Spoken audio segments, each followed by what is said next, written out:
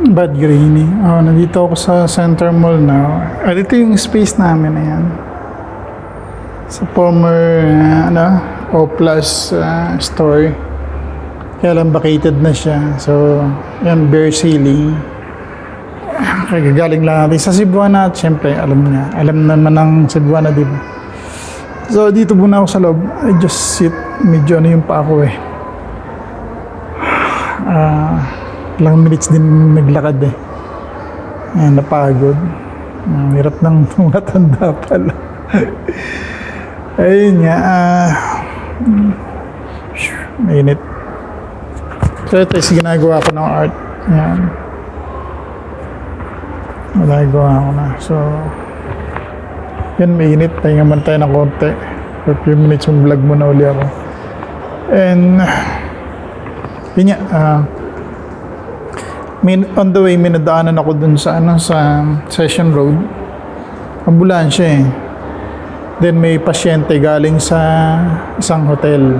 Hindi ko na in-name yung hotel. Kaya naman bayad eh. So yun, may edad na siya eh. I think naka-wheelchair siya nung tapos nilagay sa bed. Tapos nung pagkatapos ko dun sa Cebuana, kasi same place, nakita ko nandun pa rin yung ambulansya. So I think nagkakaroon ng observation muna si tatay. Kung ano yung naging niya. Yun.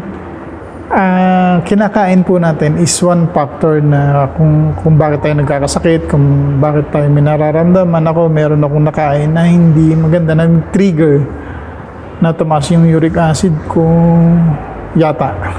Kasi wala naman medical findings siya, so hakakakula yung uric acid ko. Kasi namaga yung pa ako. Mahirap. So kagabi, nahirapan ako. I take kalahati kasi. Take half of the medicine. Ayoko yung 100 grams. Or 100 milligrams. So kalahati lang ako. Hindi ako nakatulog. Then, I have no choice but to take yung other half. Tapos ayun, nakatulog naman ako. Hindi na ako nakapag-live earlier in the morning. Yan. Tapos, nag-upload na lang ako kanina. Then, maga ako umalis kasi nga nag-photoshoot ako doon sa contest nature. So, I have to take photos yung mga halaman, the nature itself. Yun, yung mga, kasi doon sa area na yun, maraming pine trees. And depende kasi sa araw, medyo late na nga eh, but still, masaya ako doon sa footage ko nakuha ko. And hoping na hindi naman tayo manalo. At least I've done my best. Naging creative tayo during the day. So yung wall, bare wall siya. Ayan. Yan? Fiber cement board. O gypsum wall. So wala pang light. There's still kasi isang building. Siyempre dadaan through sa process nila bago malagyan ng ilaw dito.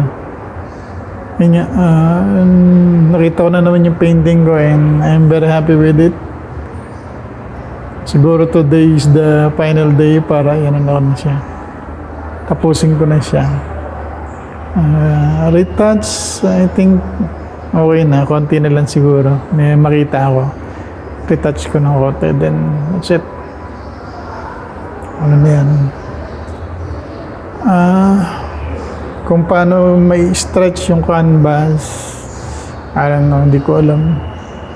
Still,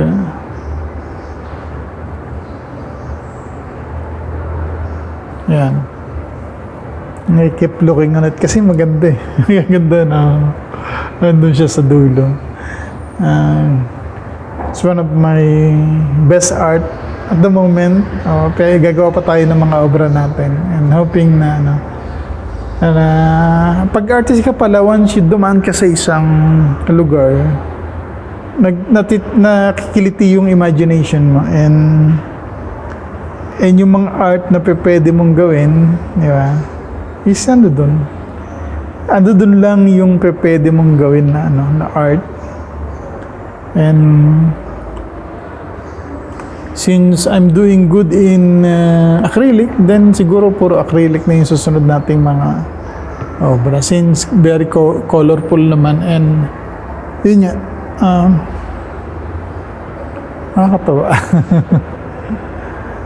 It takes time talaga. If you want a good art, it takes time. Hindi pa pwede yung isang araw, dalawang araw mo lang ginawa. Then, the rest will be history. Hindi ganun. It takes time and effort, a lot of effort to be placed in para lang makagawa ka ng isang talagang magandang art. Yan. Meron kasi iba na kaya ko to, ganun. And the result is same pa rin, di ba? As an artist kasi, parang na-feel ko na I have done this level, I need to go up a bit, then the next one, a bit, and a bit, and a bit, ganun. Ibig sabihin, hindi ka lang ganitong level. I have done this level, ano pa yung susunod? You have to go up. Ngayon, going up is not easy.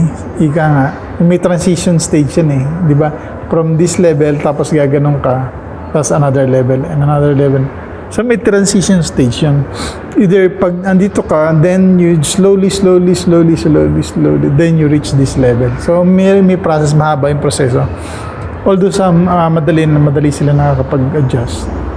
But still, you need time and effort to have a good art. Now, criticism, well, you see, yung iba kasi, sketch lang. So, satisfied sila dun sa initial work of art. Ako kasi, ayoko ng initial lang, yung first coating, second coating pag tinatawag. Let us finalize it. Yun ang forte ko. Yung sa iba kasi, first coating. Then, kung may bibili, then they have to retouch it. Ako hindi. Ano na kagad? Ano na lang natin? Gandahan na natin and hopefully, yun nga, maging pleasing to the eye. Nakakatawa yung art ko. Tinitingnan ko maganda. Okay. Yun lang muna. Pahinga ako kasi medyo kumerot yung pa ako. I think kabibili ko na ng gamot, so I have to take my meds now. And then, ano ulit tayo mamaya? Vlog ulit tayo. I have to finish my artwork today and hoping na everything will be as good as I expect it to be. Yun. Ano naman? Boy Baguio, Baguio Life. Yeah. Subscribe kayo ha. Peace out.